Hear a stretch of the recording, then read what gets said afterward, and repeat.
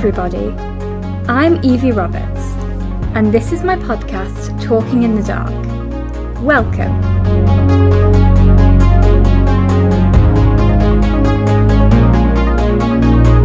The aim of this podcast is to raise awareness about blindness, visual impairment, and disability in general, in a happy and light-hearted way. For those of you that don't know, I am blind. I was born with a condition called bilateral anophthalmia. Try spelling that one. It basically means that when I was born, my eyes didn't develop properly, so I wear prosthetics instead. The goal of this podcast is to remove some of the stigma and stereotypes around disabilities, whilst also having fun at the same time. Each week, I will be interviewing people from all walks of life, including some with hidden or physical disabilities like mine, and getting to know a little bit more about them and the lives they lead. This week, I'm very excited to tell you that I will be talking to Alfred Cannan, the Chief Minister of the Isle of Man. My name is Evie Roberts, and this is my podcast, Talking in the Dark. Welcome.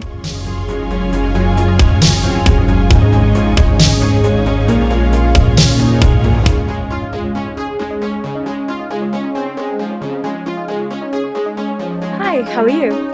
I'm very well, Evie, and it's a real pleasure to be here talking to you. Oh, thank you so much for coming on the podcast. What have you been up to today? Well, it's been busy today. It was the second day of the monthly Tynwald sitting. So we've had quite a lot to discuss in the Tynwald Chamber.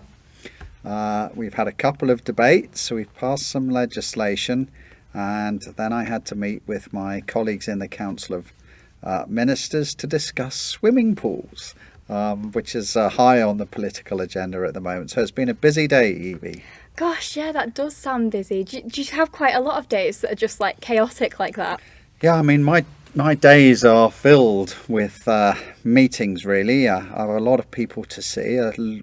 Communication is a big part of my job as a politician, and I have to communicate with my colleagues.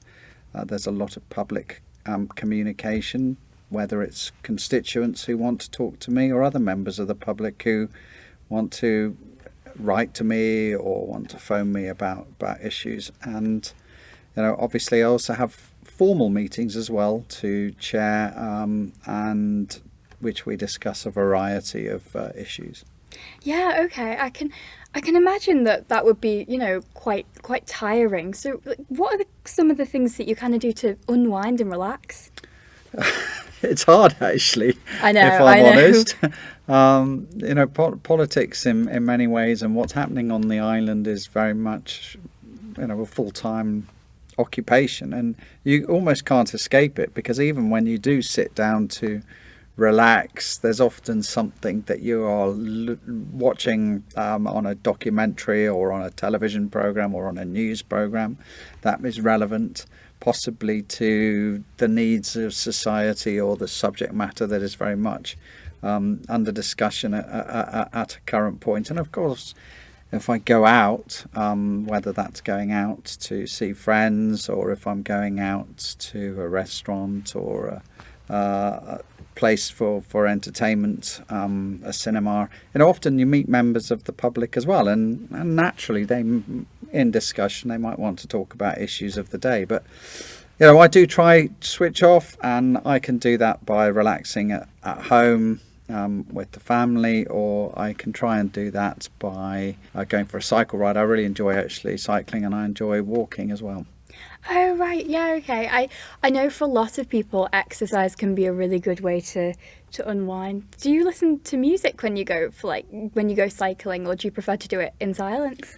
No, I don't actually. I find it distracting. I've always been, when I'm exercising, so going for a walk or whether I'm going for a cycle, I really just like to be alone with my thoughts. And actually, strangely enough, whilst I obviously enjoy other people's company as well, but a lot of the time I quite like just doing it by myself and challenging myself, whether it's on a walk or going for a bike ride. And of course, particularly with the cycling over recent years, I've also tried to have a little bit of a target every year as well. So I've done the Gran Fondo Evie, which is a big race on the Isle of Man, big participation event. Wow. That is impressive. See, I'm the complete opposite, like, because we've got an exercise bike in the spare bedroom of our house, which I use quite regularly. But I have to be listening to something when I do it. I've always quite struggled with silence. I think because I'm blind and I rely so much on my hearing, silence is super disorientating for me. So when I'm exercising especially, I think it's really good for me, a really good motivator, but I have to be listening to something. So it's interesting that we're polar opposites on that. Well, I don't know. I mean, I think actually that's interesting. And I mean, you clearly, because of your blindness, when I'm exercising, I normally do it outside, so I can see, and I do take in quite a lot of the countryside. If I was exercising in the room, and I've thought about getting an exercise bike, then I probably would want to listen to music or would want to watch something, because I used to go to the gym years ago. I should go back again, but I was sort of static exercising, if you like, then watching something, listening to something. But that's what sort of exercise bike do you have then? Do you have one of the latest bikes that you see that you find in the gyms, or is it a sort of standard exercise bike for a bedroom? I've got no idea, to be honest with you. We ordered it during, I think it was like the second or third lockdown, just as a way of, because we were walking the dog, but we thought we kind of want something else. So we were like, oh, why don't we order an exercise bike? And I've just sort of used it ever since. Really? That's good. And the can you sort of somehow program Strava or something like that tells you how far you've gone, or can the bike do that for you? There is probably a way of doing it, but I don't really know. I just sort of I use it most days. I won't if I'm like shattered or I've done exercise that day already. But I don't really know how you would program how far you've gone, because even if you could, there's no guarantee that it would be accessible for me to be able to work out. Do you feel better after exercising? I do, but I also then feel tired and my legs hurt. And then I'm like, why did I do that?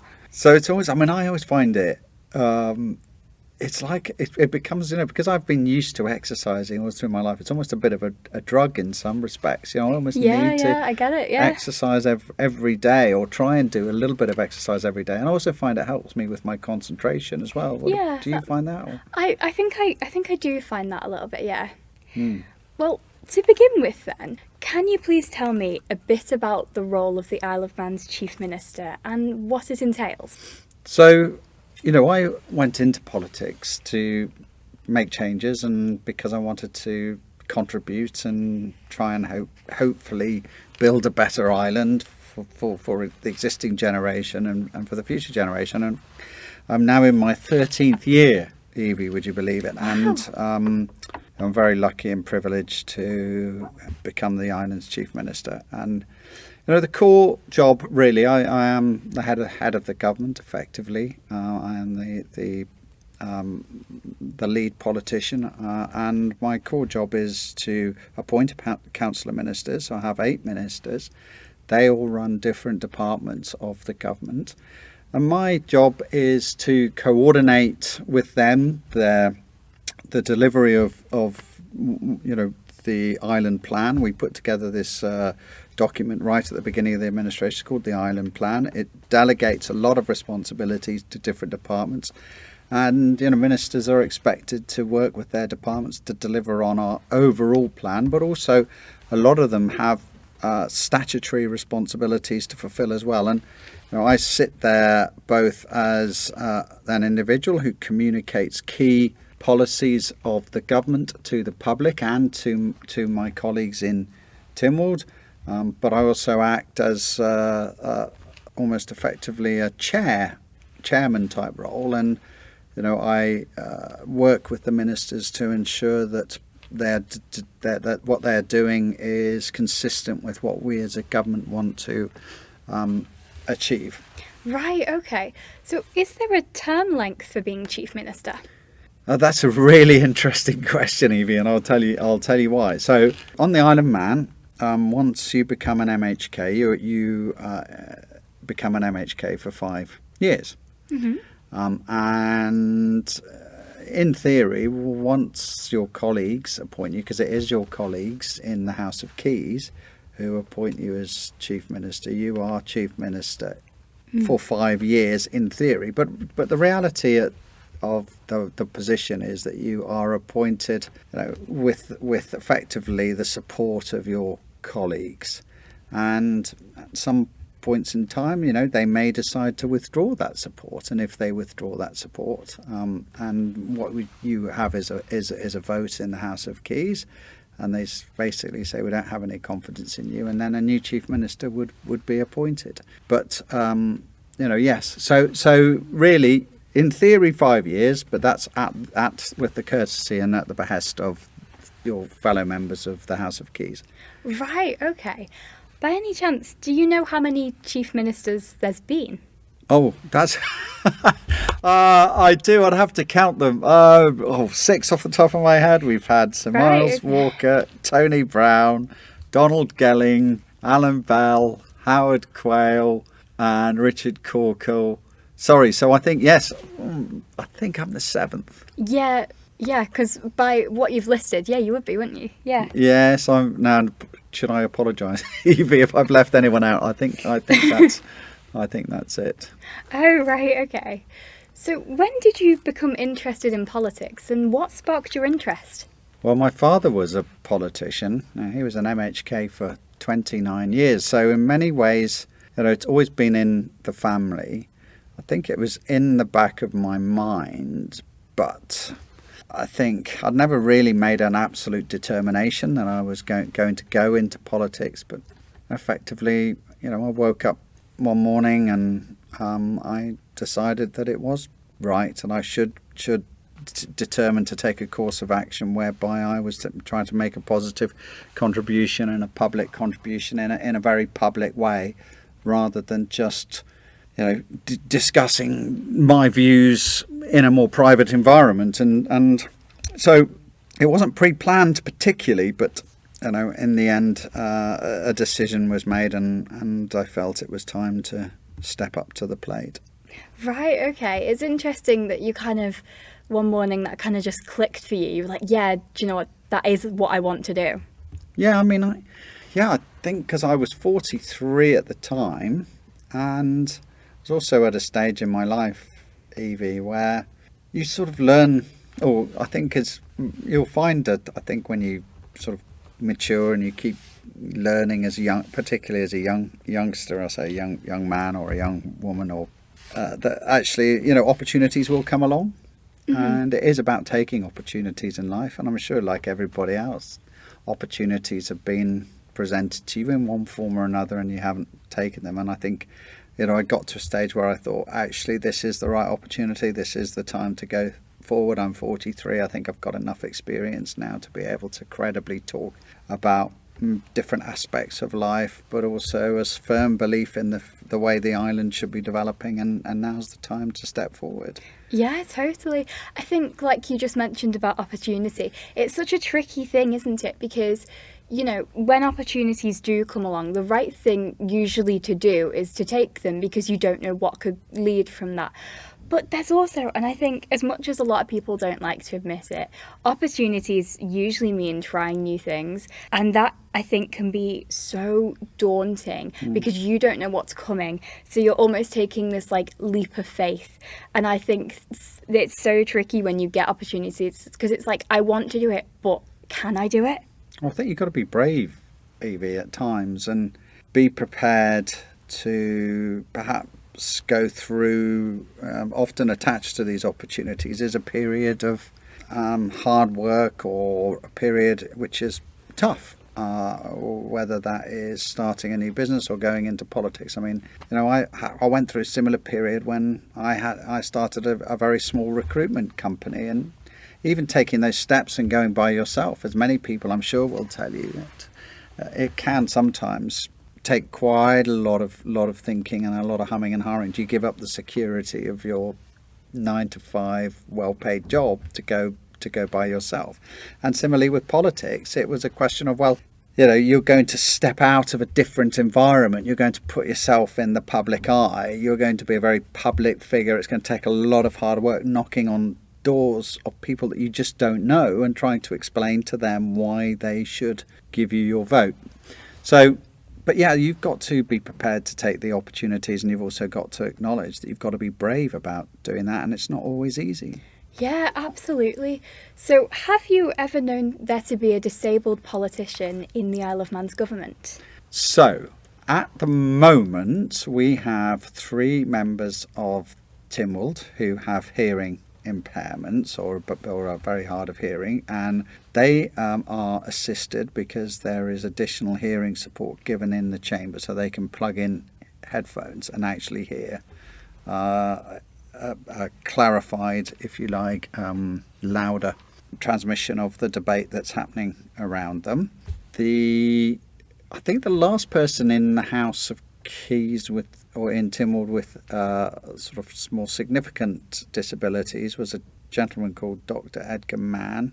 He was in a wheelchair, and he successfully was accommodated. And I have known it when politicians have been injured for significant periods, or have been going through sort of periods of illness, which means they've needed support. So there is accessibility features like, for example, the sort of stair lift, which has been put in place in one part of the building to enable those who've got, who are unable to walk. They've been able to get up and down a set of stairs. And also, of course, everything's been changing anyway, not just for Tynwald, but ever since we brought in the Equality Act in 2020 now, which has made it a legal requirement in employment, and of course, if you're delivering goods and services particularly, but in other areas as well where disability has got to be factored in. So yes, it's always in our thoughts in terms of how we're facilitating people with disabilities in the chamber in Tynwald itself. Yeah, brilliant. I think it's just so important to make sure that everyone's accommodated and everyone has an equal chance, like especially in politics. There is probably people with disabilities out there who want to get involved in that industry. So making things accessible for them is really important so that they can have a chance. And I mean, I've seen disabled politicians in the UK, and I've met disabled politicians in the UK. So I think I would encourage anybody with a disability to put themselves forward.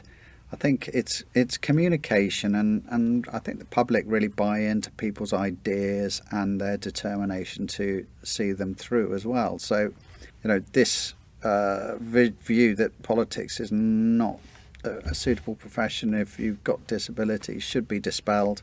And in fact, actually, even people like you, Evie, I'm sure as you go through school and begin your career, I very much hope that you might even think about politics, because you're showing a lot of the type of qualities by even bringing this fantastic Talking in the Dark podcast, and I think that really is this type of track record and evidence that you've got the strength of mind really to go into the political arena. Oh, thank you. That's very kind of you. I mean, I can't take too much credit for the setting up of the podcast, because that was all my drama teacher's idea. But thank you. But you're doing it, and I mean, I think that's an amazing thing by itself. Do you find it, just out of interest? I mean, you talked a bit about some of the disabilities and stuff, but what's your view of what it's like living on the island with a disability? Do you think things have improved for you in recent years? I mean, I think they have. I mean, obviously, I'm only young, so I can't speak for what it was like, a good few years ago.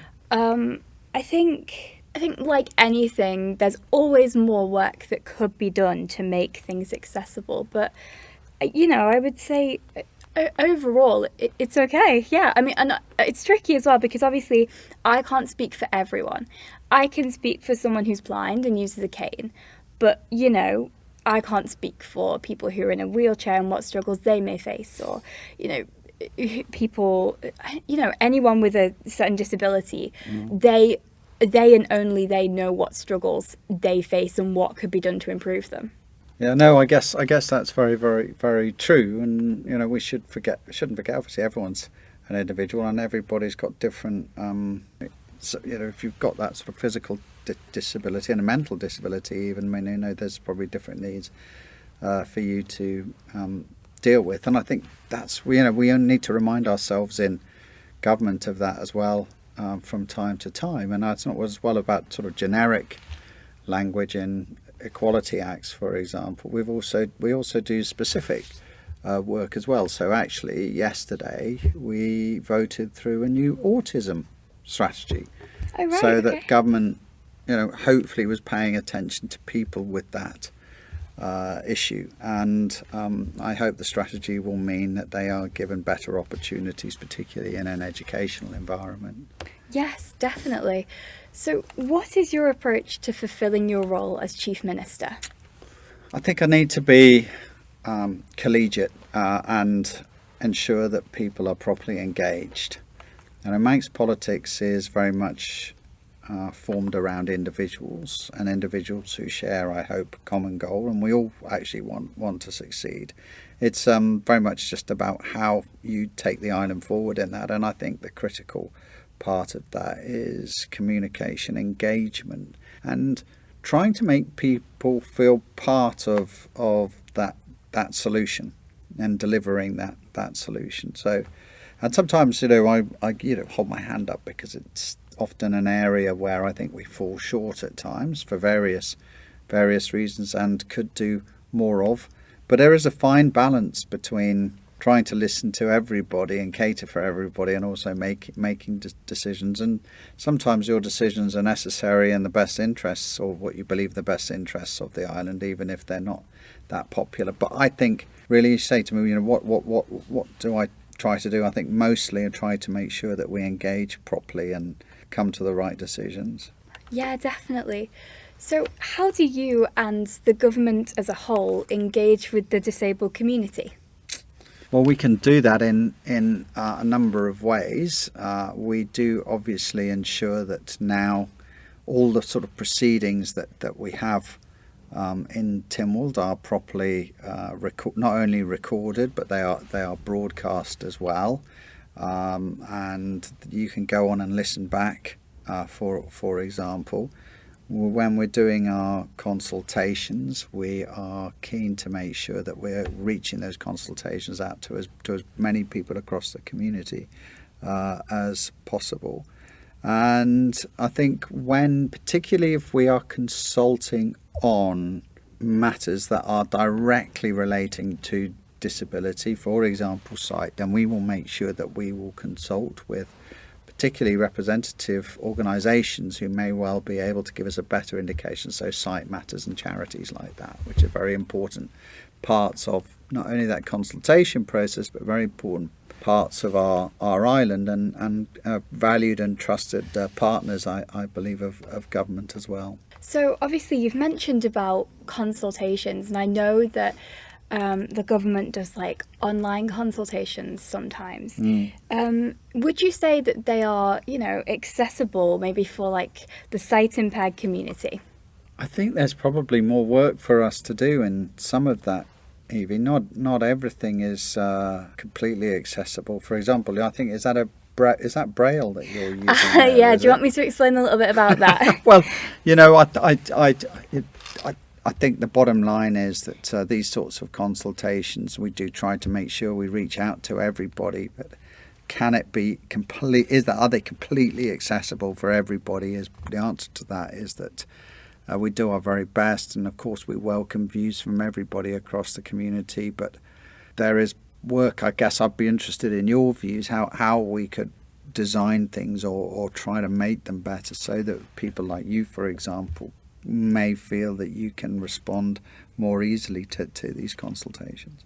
Well, one thing that you could do, I myself, and I know quite a lot of the sight impaired community, most people have mobile phones or some way of being able to access the internet.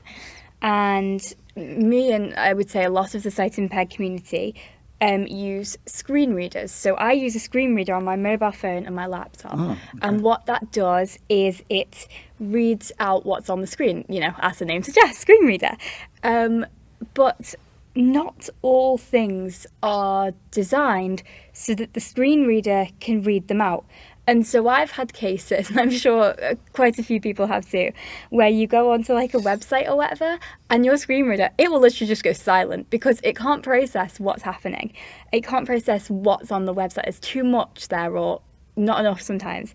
And it goes silent, and you're not able to access the website properly. So anyway, even though I've gone off on a tangent here, one thing you could do, it's really easy to turn on what screen reader or voiceover settings on like an Apple iPhone. Okay. You just go into settings and then accessibility and then voiceover. So what might be a good idea to do is maybe turn on voiceover and try and access one of the consultations and see if you are able to access it with the screen reader on. Right. Well, thank you, Evie, for that. I'm going to ensure that I take that message back about accessibility and reference screen readers. Now, it may be that the Cabinet Office, particularly, who look after the consultation, the hub, what we call the consultation, I've already thought of that. I'm going to take it back and I'm going to try and find out, and I'm going to let you know. And that's what I'm promised that I'm going to do, let you know how we are addressing that issue. Right, okay, cool. I hope I can help there a little bit. Well, I think you probably just have. Actually, I'm going to make sure that we're doing what you've suggested. Oh, that's good then.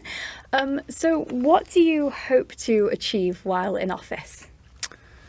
So we've set out our ambitions for the island, and we've talked about the need to grow. What we think the need is to grow the island, actually, Evie, to make it a better place, because there are some issues with the demographics, and by that I mean the people are living longer generally, and there's a lot of strain putting on the working population now, and I think we need more people to work on our island. And by doing that as well, and ensure we're building in the right places, we'll also make it more vibrant, I hope, and more sustainable, particularly for what we call our domestic businesses, things like retail shops and pubs and bars and restaurants. So that's really what we want to achieve, and ensure we have a stronger economy. And one of the other big challenges for us at the moment, of course, is making and preparing the island for the future, is making sure we've got our energy needs sorted. So by the time this administration finishes, we want to see onshore renewable energy being used, or at least significantly developed so it can be used on the island, so that we're not reliant just on gas and fossil fuels. So although fossil fuels will still be playing a role, I'm hoping that we'll be able to demonstrate we can generate our own electricity. So that's, a very big island plan. I've tried to encapsulate that in a couple of sentences, but that's what I want to achieve before I leave. Right, okay. So a hot topic of 2023 was the island plan that was rolled out. How are the disabled community factored into this? So they are. We always think about equality now, and I think as you know, what was the Disability Discrimination Act, and I think that was about 2006 when that came in, and was replaced by the Equality Act. So we're actually legally obliged to consider how the disabled are looked after. And yesterday, so for example, one example, we put forward our autism strategy, but we are always thinking about integrated strategies now. So that it means that we're talking about strategic approaches like transport, for example, that mean that we look after and consider those who are finding it difficult to access, say, for example, buses. So it actually crosses into a lot of our thinking. And of course, one of the things that we must do is ensure that the disabled also are put on a level footing as much as possible in terms of their ability to live and to live independently. So, for example, that's why we have benefits, and we're very keen to ensure those benefits are at the right level. For example, disability living allowance. And so the government will make sure that it is trying to do its best that it can within reason to try and make sure that people with disabilities are also receiving a level of funding that will allow them at least to function and to have a standard of living and to make some allowance for their disabilities. Right, okay. I know you mentioned earlier as well that you interact with charities that support the disabled community. But what maybe might be good is to, have a chat with people who use those charities, the people who are, really living with those disabilities, and maybe get an idea of the struggles that they face from, because they will know best, and how you could help them with that. Yeah, no, I mean, I agree. I think we do listen to our charities, and there's a number of charities operating in the community. And Evie, I don't know which ones you use. You can tell me in a minute, but they play such a big role for us. I think as you know, it's called the third sector. But these charities play such a big role. They're such a big part of our society, and the government by itself does not build success. Governments really should facilitate success. And yes, we do deliver a lot of services in the governments under the government umbrella, but charities and other third parties and people in the third sector are really important to us. Who do you integrate with or liaise with? I interact with Sight Matters. They provide a younger members club, which I attend some of those activities. I think that's the main one. Also, I do horse riding. Oh. And the way I do this is through Riding for the Disabled, and they're an absolutely amazing charity. Brilliant. Just like phenomenal. So I go horse riding every Friday, and I absolutely love it. So they're brilliant. Is that your favourite hobby? Yes, I would say so. That's amazing. So they provide that service, for you. Yes, which is incredible. they do. So do you pay for it, or do you? I think it's like £5 per lesson, so not much at all.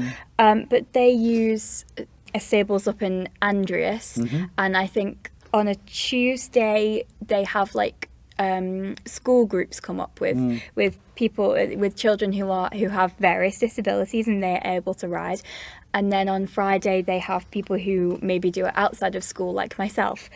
So yeah. Well, isn't that fantastic? And I'm so pleased that you're doing something like that. And it just shows the value, doesn't it? Because I think it really is something that it must be such a joy when do you feel, because you can't see, but it must be such a joy just to be on the horse, is it? It's such an escape. It's such a way to just like wind down and relax. I've done it since I was 5. Not always with Riding for the Disabled, but I've done it since I was 5, and I've always just really loved it. I think horses are such majestic, beautiful, intelligent animals, and they're really fascinating to get to know them, because just like humans, they all have different personalities. And do you ride alone in terms of, or do you always have a guide and somebody trying to guide the horse? Or? This is an interesting question. So I usually ride with a leader. So there's a rope attached to the horse, and then someone's at the other end of that rope guiding the horse. So I don't I'll go off the track or whatever. But I've got like a dressage kind of competition coming up, or I'm working on a dressage test at the minute, which will be filmed and then submitted to almost like an online forum for it to be judged. And for that test, I have to be off the lead rope. So one of the brilliant instructors at RDA made me a diagram of what the arena looks like, and I don't know how she did it, but there's like different letters around the arena, and she's done them all in Braille, and honestly it's such an amazing diagram. So that is helping me build a map in my head of what the arena looks like. Wow. So I will be able to ride around it without a leader. That's incredible. Can I ask this question? You can. Do you get nervous then when you're on the horse? Is it nerve-wracking for you? Not really. Right. I think because I can't see how high up I am. I've never been afraid of heights, which I'm very glad about. Because I feel like if I could see, I probably would be afraid of heights, but I'm not, and I'm very happy about it. So no, I don't really get nervous when I'm on the horse. Oh, that's amazing. I mean, I think that's an incredible quality, not to get nervous. I think a lot of people would be very nervous on a horse. with full sight. It's I would be nervous on a horse. Anyway, amazing stuff. Well, good luck with when is your competition? I think it's in March. Yeah, I think it is. Well, good luck. Thank you. It'd be brilliant. Whereabouts does that take place? It takes place at in the stables in Andreas. I think it's on the island. You're not going. Okay, island. I want to make sure you're not going across or anything. No, like that, no. They do. I know RDA have a national team which they take across to compete. But the competition that I'm taking part in, it's like I'll ride on island, and then that will be filmed and sent off for someone to judge. Right. Wow. Brilliant. Good luck. Good luck, Thank you. Evie. Well, just out of curiosity, I wanted to ask you, have you ever heard of a thing called the social model of disability? Wow. No. Do you want me to explain it? You can tell me about it, because I confess I don't. Yeah, I was interested to ask you this because I didn't know about it until a few months ago. And I had a lady on the podcast called Annalisa Dinella, and she is an extremely talented blind writer. And she asked me about it, and I said, I don't know, and she explained it to me. Basically, the social model of disability means that it's not someone's physical condition that makes them disabled. It's society and the accessibility of society that makes them disabled. Okay. So because I was fascinated by this. I was like, because I had, this was like a completely new thing for me, and I don't know if many people know about it. So that's why I wanted to ask you. Right. So basically, just run that back past me again. She's saying actually disability is something defined by society as opposed to someone's personal. Exactly, yeah. It's like disability is by society, not someone's physical condition.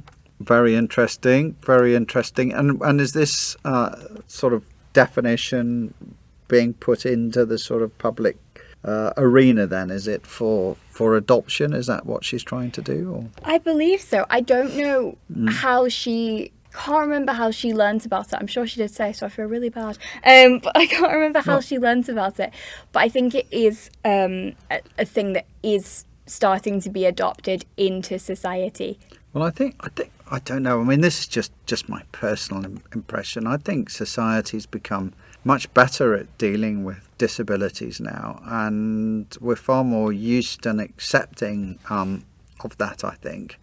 And of course, governments are very keen to ensure that everybody has equal opportunities, etc., and that we are ensuring that we do think about the different people and their circumstances. So I do think, that people are keen to understand disabilities and also to ensure that they are accommodating them in what you might term a very sort of natural way.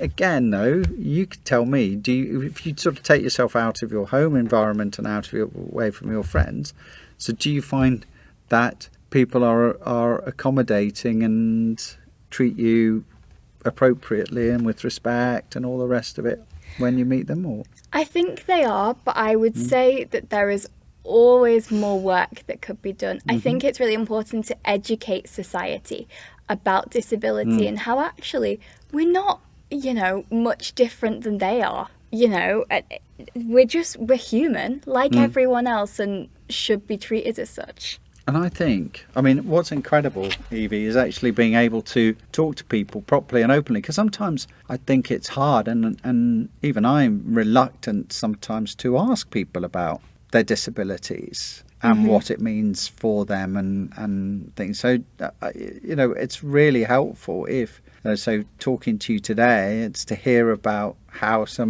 you cope and how you deal with, and also what your feelings are, because I think it's very important, don't you? Oh, definitely. And now I can imagine that data must play a huge part in enabling the government to plan for the future. Do you think the current system is sufficient enough to cover society as a whole? Sorry, when you say the current system, what do you mean? Of sort of like accessing data. Well, data and how we access it and how we treat it is changing all the time, isn't it? And technology is improving, and of course now everybody's talking about AI. There's always improvements that can be made about the way government is using and treating data. And I guess, I think for most people, accessing the right data is the opportunity is there. We have to be very mindful, of course, with security with data these days, because often a lot of people are trying to access that and get hold of that data for all the wrong reasons. But I think it's a changing landscape, and there's a lot of legislation now around data and protecting it. And I guess, like everything else, when we're providing data, of course, to individuals such as yourself, then we need to make sure that it is obviously appropriate and that you can understand what data is being held and what relevance it is. Yeah, definitely. I think early December last year, I spoke at a mini conference organised by PDMS, and it was called Design Diverse, and it was about making technology accessible. And in my presentation, I wanted to use some statistics. So the statistics I mainly used were how many people are struggling, have sight loss in the UK. And those statistics were quite easy to find. But when it came to the Isle of Man, we wanted to use the same statistics. How many people, are losing their sight or have sight loss over here. And I believe my mum contacted the Office of Statistics, but they didn't actually have those statistics. Okay. Yeah, so, that comes down to government computer systems, the ability to access data. And it's not always on, these things are not always on the one system. And sometimes it's knowing where to look, maybe, to find that data. But, of course, again, data is only obviously as good as the input or the information that is being obtained in the first place, and how that information, of course, is then recorded. So there's a huge amount that can be done, and I think, as we all know, as I said, I've just mentioned AI. There's probably significant opportunities to better record data, but one of the I agree. In order to make the right decisions, you really do need the data. And that's often actually a bit of a failing of ours, is do we have enough data and enough real evidence to be able to make that decision? And long way to go, I think, Evie. Yeah. So what advice would you give for future generations interested in politics? What advice would I give?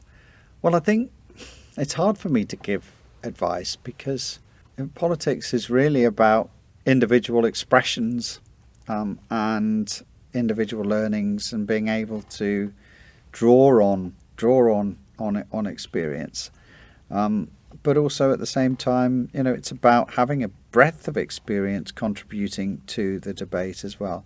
I would say to anybody interested in politics is to also make sure that they live their life, experience as much as they can, take opportunities that are in front of them, learn about different aspects of society, take the chance to meet different people, and basically try and take in as much as they can about what is happening around them. But also, I think if you're going to go into politics with a vision and a passion about how you believe society should be shaping and behaving and developing for the future.